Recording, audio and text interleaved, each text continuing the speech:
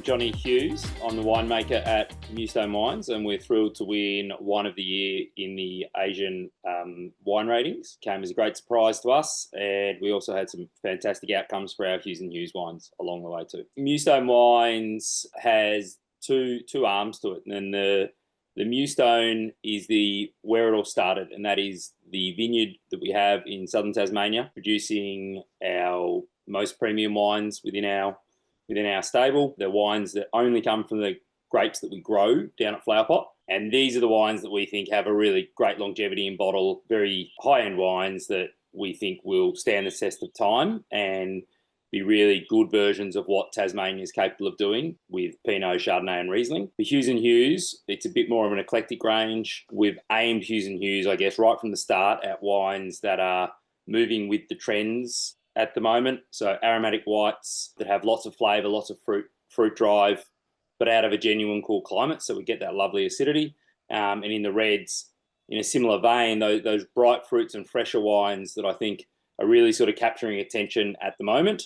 And I think they're very food-friendly wines too. So in terms of where we see our wines, they're very much wines that we think sit really well in restaurants and bars, where people are after a glass of wine or a bottle of wine with some food, and the pairings are going to be really important. So Tasmania, I think, first and foremost, is a genuine cool climate region. It's one of the southernmost wine regions in the world. I think you see typically out of Tasmania is really bright, aromatic and fresh wines. Great complexity along the way, but that really lovely high acidity, I think, is a real key point to Tasmanian wines. It's only achievable in genuine cool climates.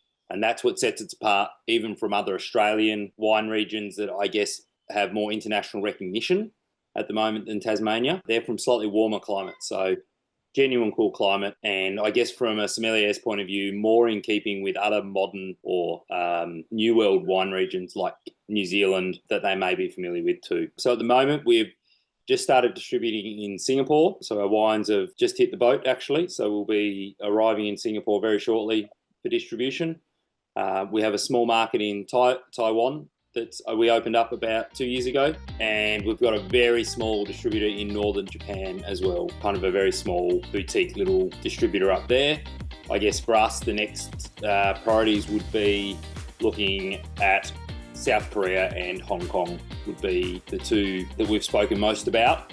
We're heading off to South Korea shortly. So yeah, in 2 weeks' time, I think it is, we're off to South Korea with a few Tasmanian wineries to try and find some avenues in South Korea. And Matthew and I were just discussing today, early next year, we'll look to head to Hong Kong to chase up opportunities there.